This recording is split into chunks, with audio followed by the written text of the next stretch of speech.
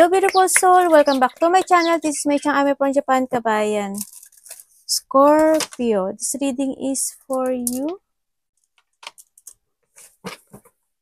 Maraming salamat muna sa aking mga subscriber, new subscriber, cross-watcher, at sa mga bagong pasok dyan. Welcome na welcome kayo sa bahay ni Ate Aimee. Maraming salamat din sa nakataba ng puso ninyong mga comments. At sa mga nagpa-personal reading, maraming salamat. Kung gusto nyo na energy nyo lang talaga, ang gusto nyo makuha natin, all the details is nasa baba ng video na ito. This is a general reading, kabayan. Scorpio, kunin mo lang ang sayo at itapon ang hindi sayo. 10 to 17 tayo, November. Maaring vice versa, maaring energy mo, energy ng person mo, o energy ng malapit sa puso mo. Scorpio. Nangyayari or mangyayari pa lang. Use your own intuition, lawakan natin ang ating isipan. Napakarami yung energy sa mundong ito. Kaya hindi ito basta-basta magre-resonate sa inyo. Tandaan nyo, tayo pa rin ang magdadrive ng ating destination sa buhay. No? I'm only the guidance. Maniwala man kayo o hindi, gawin nyo man o hindi, nasa sa inyo pa rin ang huling halakhak. Okay, may matigas ang ulo, no? Okay, may matigas ang ulo, matigas ang puso, hindi nakikinig. Okay, may mga sitwasyon na maaring hanggang ngayon is mga pinag-aaralan mo pa rin, ganyan, maaring din pa rin yung sitwasyon na maaring may mga part na related ang love, no? Kasi we have the heart. Yan, related ang love. And then, nandun pa rin yung situation na maaring hindi nagiging maganda yung relationship sa iba para sa inyo, no? Sa nakita ko dito, may mga nagtataas ng ego, kumbaga. Ingat pa rin kayo, no? When it comes din kasi sa nakikita ko, yung may mga sakit, no? May mga sakit dyan, siguro it's time na muna na magpa-doktor kung may mga nararamdaman kayo. Kasi parang may nakita kong may taong may sakit dito. Baka hindi nyo alam, may sakit na pala kayo, no? Baka may sakit kayo sa puso. May mga sakit kayo sa, sa mga bato or sakit sa bandang tiyan, pababa, ganyan, no? Sakit ako dito.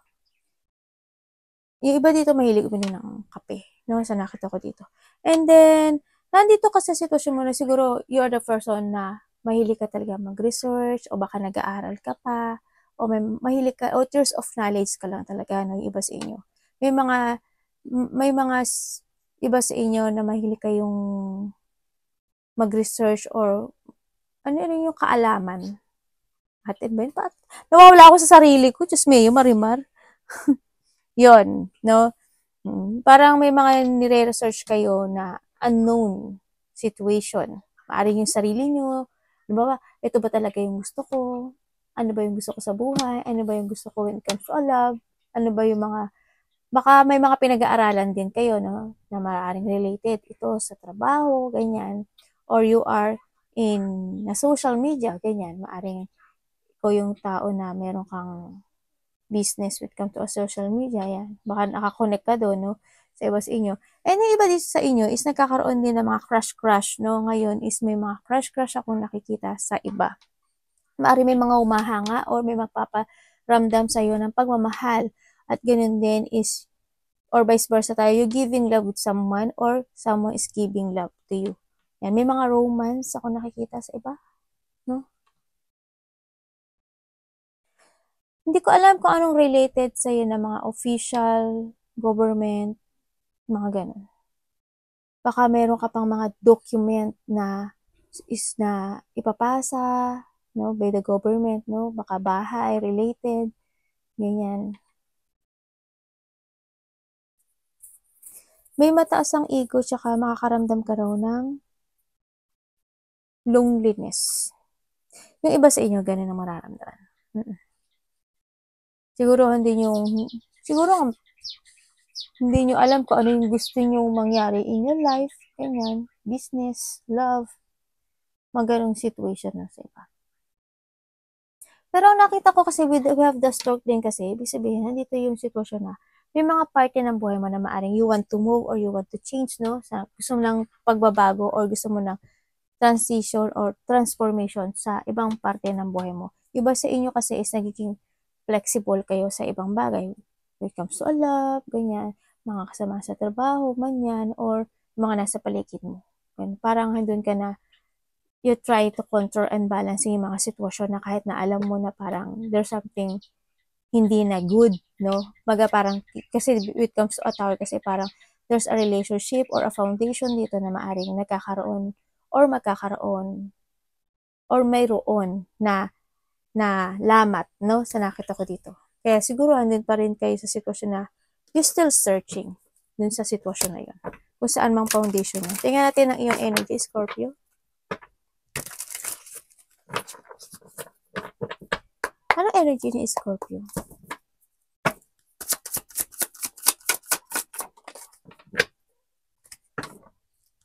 May mga movement naman daw na akong nakikita sa'yo. Siguro it's up to you to make it happen din. Ay, bakit ganun? Hindi ko nagugustuhan. Bakit po? Tingnan natin. Ay.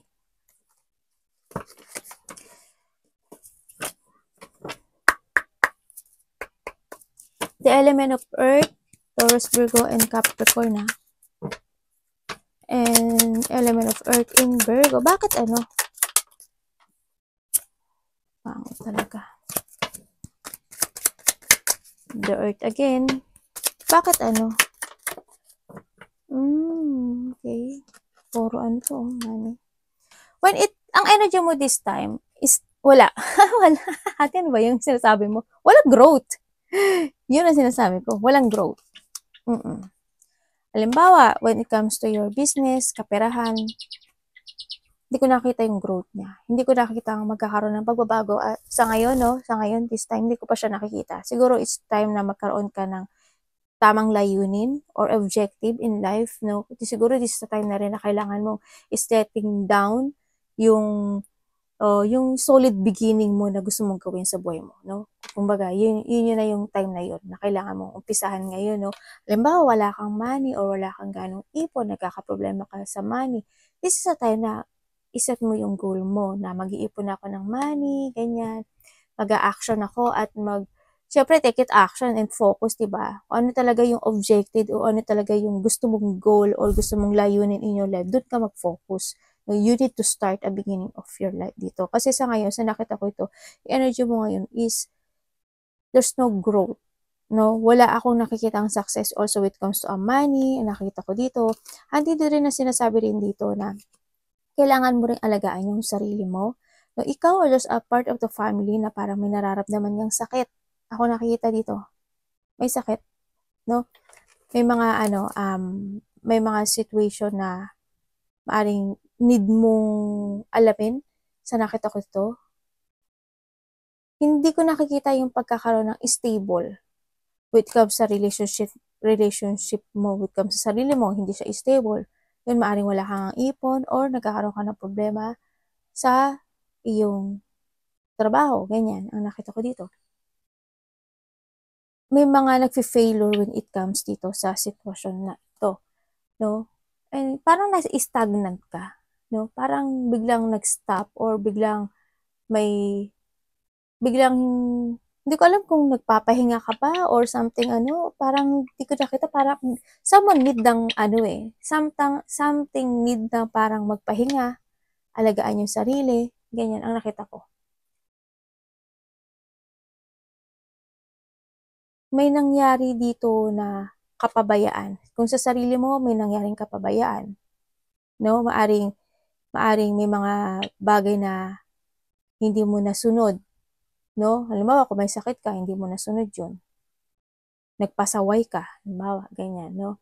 Kaysa kailangan dito napapalaga. Halimbawa, sa isang relationship, nakita ko rin dito, kung ikaw is may karelasyon, may tao dito na hindi ko nakikita na pinahalagahan ka niya. Na handito siya sa'yo dahil sa pangako. Maaring dahil sa anak, iba dito may anak na isa, o kaya dahil sa pangako nyo sa isa't isa. Pero when it comes to a love, wala ako nakikitang love dito, ha. Kung this is ano ha. Ganun din naman sa iba sa inyo, it's more on failure kasi to your money, to your health, or to your relationship dito. Nakikita ko yung pagiging mahinang energy dito, no? Nag-i-stay na lang itong sitwasyon na to because of the promises o kaya ano lang, rules. Ganyan. Ako nakikita. Hindi ko nakikitang matibay siya dito.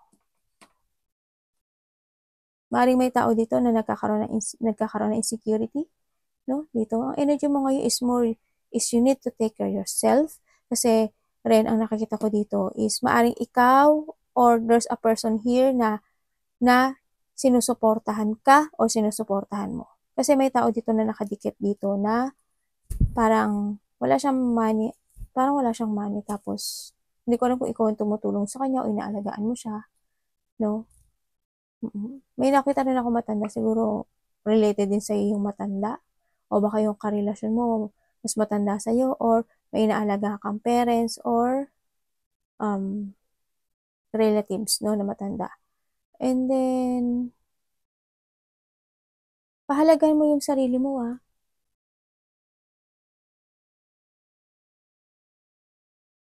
Kasi hindi ko nakikita meron kang sitwasyon na hindi magandang lifestyle. Titingnan ko ako. Pwede ko ba Pwede niyang i-ano sa akin to.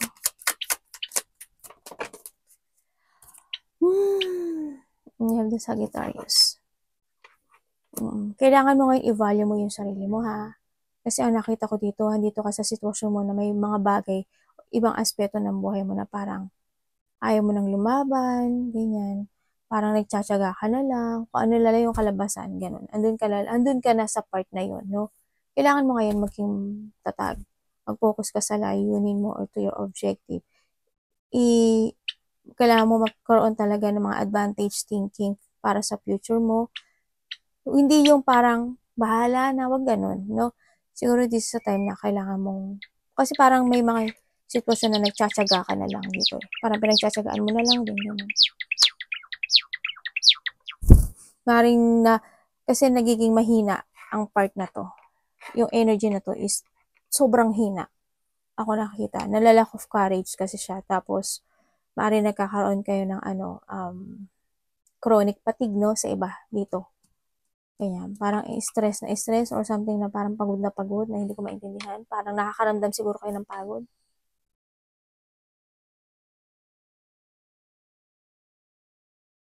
Parang handun ka na sa, yung kamay mo, alam mo yung kamay mo, parang konting-konti na lang mahuhulog ka na sa bangin. No? Lumaban ka. Kung ano man sa ang part man to ng buhay mo, lumaban ka, no? O sa relationship man yan, o sa negosyo mo man yan, o sa trabaho mo man yan, no? Yung energy mo ngayon is kailangan mo alagaan ngayon yung sarili mo. You need to keep fighting sa mga bagay na pinagdadaanan mo sa ngayon. Ano po ang parating kay Scorpio?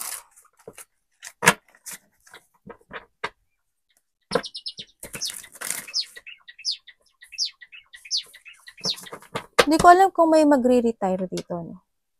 Parang may retirement ako nakita. Or wala na talaga yung trabaho.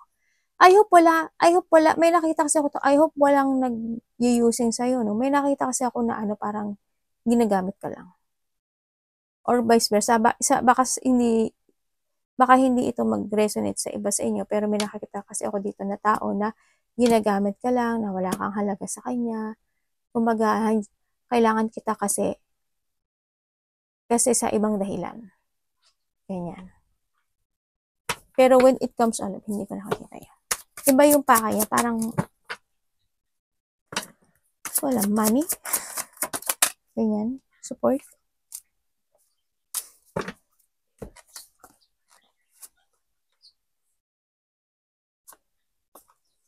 Bakit po? Para saan?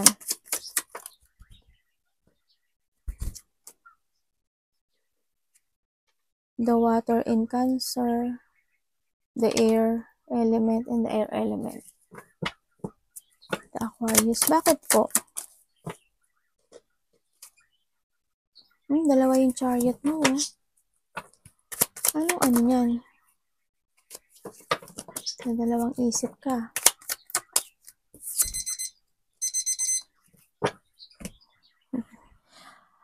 Ang parating sa'yo, may paalis-alis ka eh. Hindi ko alam kung may travel ka. May travel ka ba? You have the, element of fire and Aries. May isang sitwasyon ako na nakikita. Parating sa'yo is, makakaramdam ka raw ng pagod. Siguro, pa-travel-travel ang gagawin mo ngayon, no? More on traveling or more on activity. Ako nakikita sa'yo, no? May mga gagawin kang bagay. Maaring may mga sitwasyon na i-explore mo, ganyan. May mga plano kang gagawin this time or may mga i-develop ka this time, no? Sa buhay mo. Yan. Siguro ito is for your future sa nakikita ko dito. May mga preparation kasi ako nakikita sa'yo. No, maari may mga piniprepare ka na gusto mong gawin to your life, ganyan. May mga meron ka ng hindi siya agad-agad kasi it's too slow ang nakikita ko dito. Arte ni ate, may English no. Slow ang nakikita ko sa kanya pero handun yung plano. No, handun yung plano, handun yung movement nakikita ko, no. Handun yung pagkakaroon ng tibay pero siguro meron pa mga ginagawang developing ako nakikita sa iba. Para i-push forward yung isang bagay. Diba? This is a traveling for abroad, a business, ganyan, sa nakita ko dito. Or iba sa inyo, siguro, hindi yung mga, kaya nakita ko yung pa-travel, siguro, handito rin yung, ano ba to? Yung may mga pinag-aaralan kayo na related ang sasakyan, no? Baka ganun yung gusto nyong business o yung ganun yung business nyo, no? May mga dinidevelop pa kayo na more ang nakikita ko dito eh. More in developing with something, pero nakita ko yung focus ka doon. Nakapokus ka doon. Andun naman yung patient mo, yung magkakaroon ka doon ng dedicated sa goal mo ngayon this time. Yun ang parating sa'yo. More on traveling. Pero ingat ka rin kasi may pagod ako nakikita sa'yo. Mapapagod ka daw. No? Tsaka maaring ikaw or there is someone dito na mananakit, pagod or pananakit ng likod, ganyan. Sa iba. Pero maganda yung energy mo this time. Dito. Kasi may movement. Nandito yung babalik na yung tapang mo eh. Yung strength mo, andun na rin. Magpuput ka ng some effort sa gagawin mo this time. Sa nakita ko dito. Kasi andito na yung pagkocontrol ng iyong directions in life. Kung dito is medyo nagiging weak ka. Pero nakita ko naman na hindi ka naman nagmamadali. Pero siguro nga may mga inaalam-alam ka pa. No? Na mga bagay-bagay kasi ayaw mo siguro maging tower, ganyan. Diba? Tingnan natin ang dapat iwasan.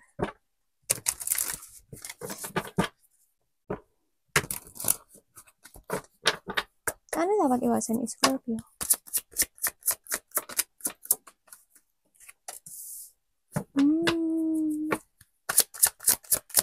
The fire. Element fire.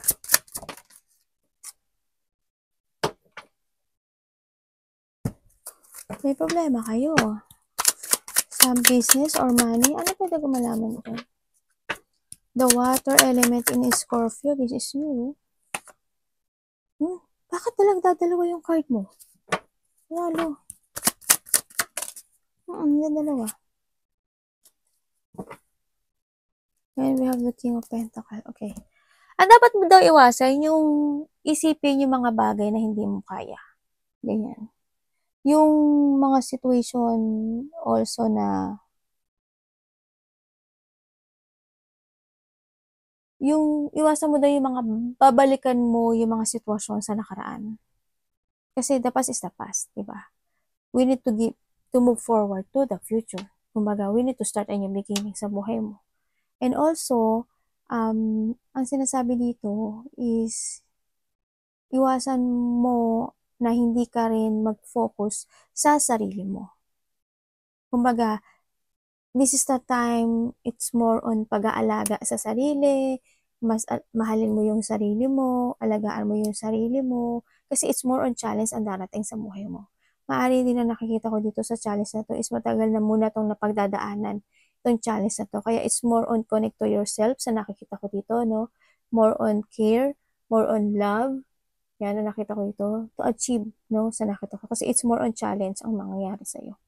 Tsaka, sinasabi dito, you are reminiscing the past, mga good memories, or yung mga ma-revisiting mo kasi yung mga dati mong childhood, may mamimiss kang mga malapit sa puso mo, kapatid mo, kung may anak ka, anak mo, past relationship, ganyan, kaibigan mo, may mga maaalala ka raw na past memories. Ito, kung may babalikan ka man in the past, siguro, na lang, mas more kang mag-focus ngayon sa sarili mo. Yun ang sinasabi ni card. No, mas focus ka at talagaan mo yung sarili mo. Think to the future. Not think from the past. No? Tingnan natin. Universe, anong pagdating kay Scorpio in love?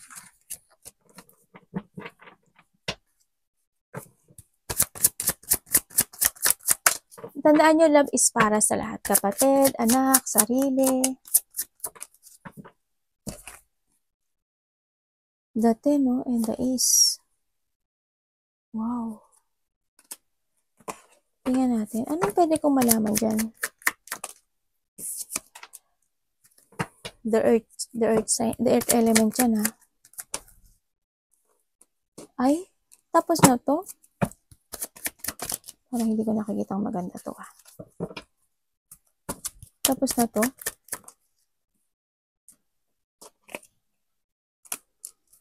Anong pwede kong malaman dyan?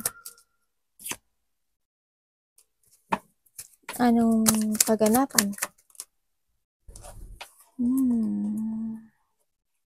Bakit? Diyos ko na, nakuha ko na lahat. Para lang ma-explain ko sa inyo. Okay.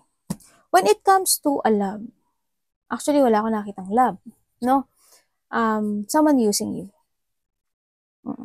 Nandiyan ka dahil mahalaga ka naman. Mahalaga ka, pero hindi kayo nag-fit eh. No? When it comes ito sa love na to, no?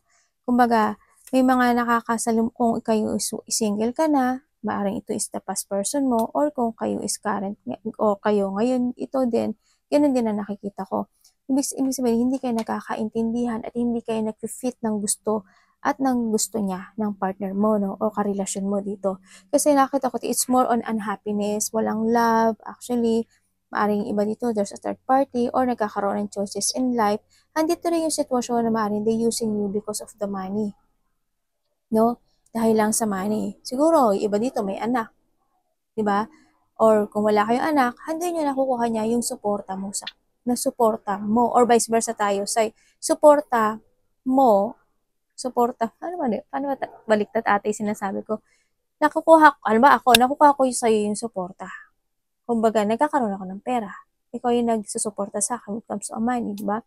Ang nakita ko. Iba dito, siguro, mas maka vice versa to, no? Mas matanda siya sa'yo or matanda ka sa kanya, no? Dito. And then, someone's backstabbing, no? Meron ditong taong makasarili, taong sakim. Sarili niya na iniisip niya. Also, when it comes to this relationship, hindi siya totally stable. Maaring matagal na rin kayo nitong tao na to, pero hindi ko nakikita stable. Anytime pwede itong mawasak, no? Kasi nakita ko dito is more on backstabbing, more on unhappiness, mga deep unhappiness na nakita ko. Kasi more yung isa dito is nagiging makasarili lang siya. Para sa kanya, yun sa kanya na. Maaring nagkakaroon din ng insecurity, ano? Andun din yung situation na wala na yung communication. You have the Aries, the element of ano ba to? Fire in Aries, no? Andito yung it's more on lack on success when it comes dito sa relationship na to. And sinasabi rin dito na may taong disloyal. Actually, walang love talaga. Anak, pinipupo mo si mami eh. May taong disloyal, may taong delikado daw, ganyan. Masama, actually. Tao na disorganized, wala siyang, parang, hindi ko alam kung may trabaho ba to o wala. Parang wala naman trabaho. Parang hindi siya organized na tao eh. Kung may trabaho man siya, it's good. Pero hindi ko nakitang may ipon siya. It's more kasi nakasandal siya sa'yo eh. No? Parang nakita ko sa kanya, ano lang siya. Hindi siya ganun ka sincere. No? Yung iba sa inyo is siguro may mga, kung there's a third party or walang third party, maaring nalilito ka na dito sa tao na to, na gusto mo na talaga hiwalayan kasi napaka-disorganized naman talaga niya, ano, maaring, hindi ko alam kung tamad siya or ano, nakita ko dito. And then, kasi more on sarili niya lang kasi iniisip niya. Masamang espiritu.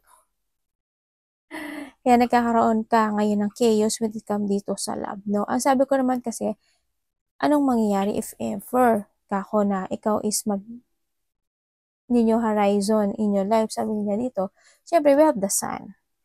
The sun kasi is more on positive things. Magiging masaya ka. This is the happiest card sa tarot card. Ibig sabihin, this is an overall. Happiness in material, happiness in love, happiness sa lahat.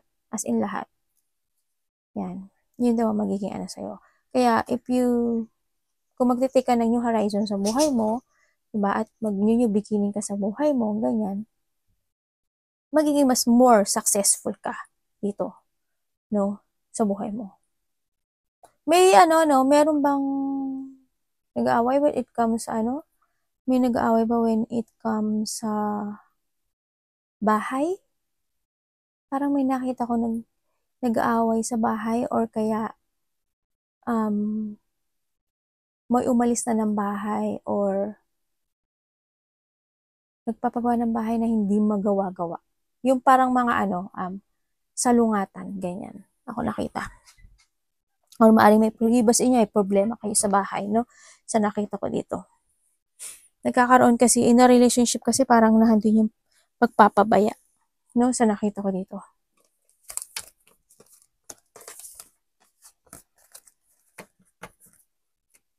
May ibig sabihin, may nagpapa-ospital. May nagpapa-ospital ako nakikita. We have the air element in Gemini. Meron nagpapa-ospital. Ibig sabihin, merong delikadong tao ngayon. Kung may nagpapa-ospital, may delikadong tao.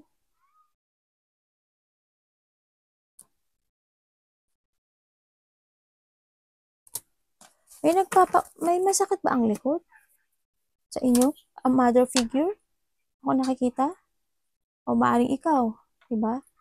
Or may nagpapa-hospital eh. Ako nakita, hindi ko alam kung why. Siguro sa back or something, kung ano man ang sakit niya, hindi ko alam. Hospital, may nakita ko hospital. Confine? I hope hindi siya ma-paralyze, no? I hope hindi ganun.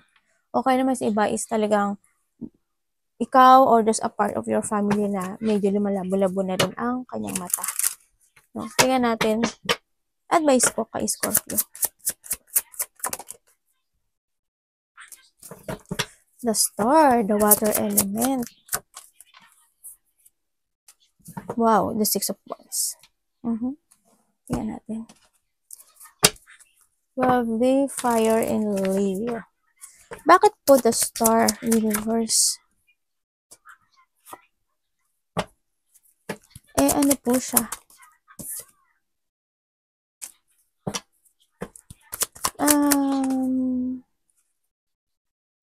Very good. Ano nito? Universe. Sandali. Magiging okay naman.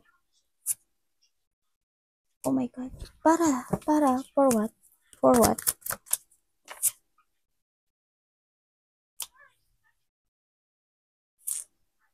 We have the air and Aquarius, the water, the earth, fire on earth.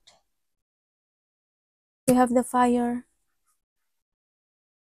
in Sagittarius, the water, air in Libra, and the air. Sabi dito,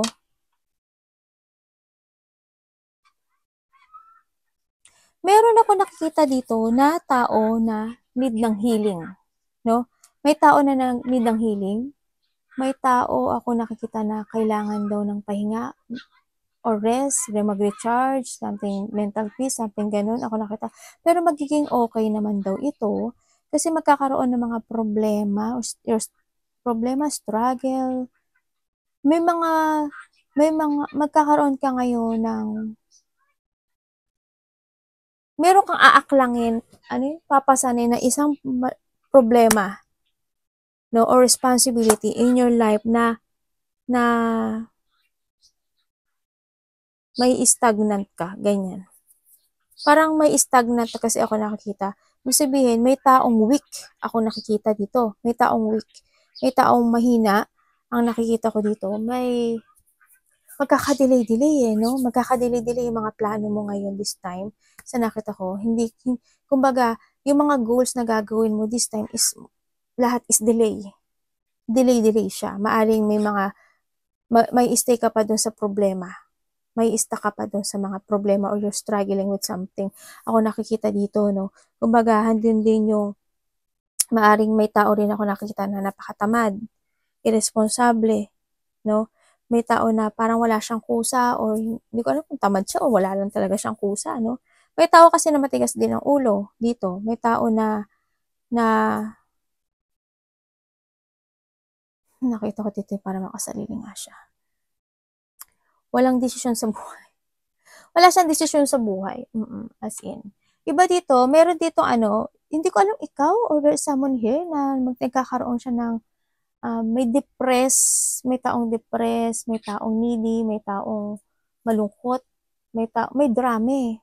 May drama talaga. May konting drama this time sa iyo, Scorpio. I don't know why kung bakit ako nakikita. Siguro more on lungkot lang or mga pag-aalala ang nakikita ko sa iyo dito, no? Siguro nandun yung mga thinking mo. Siguro is time na magkaroon ka ng kailangan mo muna magpahinga sa ngayon, no? Or there is someone na kailangan ng pahinga at magkaroon ng rest, no? Alagaan yung sarili. Sa nakita ko kasi it's more no? More on weak yung dito nakikita ko. May mga unfinished business kasi ako nakikita. Kung may sakit ka, di ba? O kaya may mga trabaho na gusto mo i-push forward. Yan. May delay pa siya. May mga dapat ka pang tapusin. May mga dapat ka pang alagaan. Nagkakaroon ka ng mental trap at nagkakaroon ng delay sa'yo at may mga restricted ako na nakita sa'yo. Siyempre, ang advice is you need to heal and keep moving to your goal. Take care of yourself, take a rest, and take responsibility, no? Dito, and you need to be strong and decide na kailangan is maging matatag ka sa ngayon, no? Kailangan mo kasing sumugal sa hamon ng buhay this time, no? Huwag kang maging impatient and leave behind mo yung mga bagay or release all the bagay na nakapagpapabigat sa'yo this time. Pag-aralan mo yung mga bagay-bagay o sitwasyon mo sa ngayon, no? Kung ano yung mga dapat mo i-develop, kung ano yung mga dapat mong gawin, lalo sa sarili mo, kung ano yung mga dapat mong, hindi mo kailangang mag-jumping na parang kangaroo. Kailangan dito is developing or focus or magkaroon ka ng dedication sa goal mo, no? Ano ba yung goal mo? Kung ikaw is may sakit, magpagaling, magpahinga, diba? Mag-focus, uminom ng vitamin or gawin yung mga bagay na makaka-good to your health. O ano pa ba yung iba yung goal? O magkapera. O ano nang gagawin mo para magkapera ka? Hindi mo kailangan mag-jumping na parang kangaroo. Is needed is to develop. Bakit dati hindi ako makaipon? Ganyan. Bakit dati is ganito yung buhay ko? Pag-aralan mong maigi yun. Kung paano mo siya i-develop. O ano yung uunahin mo i-focus sa buhay mo, no? Kailangan dito is patient and focus and dedication. No? Kailangan dito ng effort and progress, no, sa buhay mo ngayon. Kailangan ngayon is maging practical ka.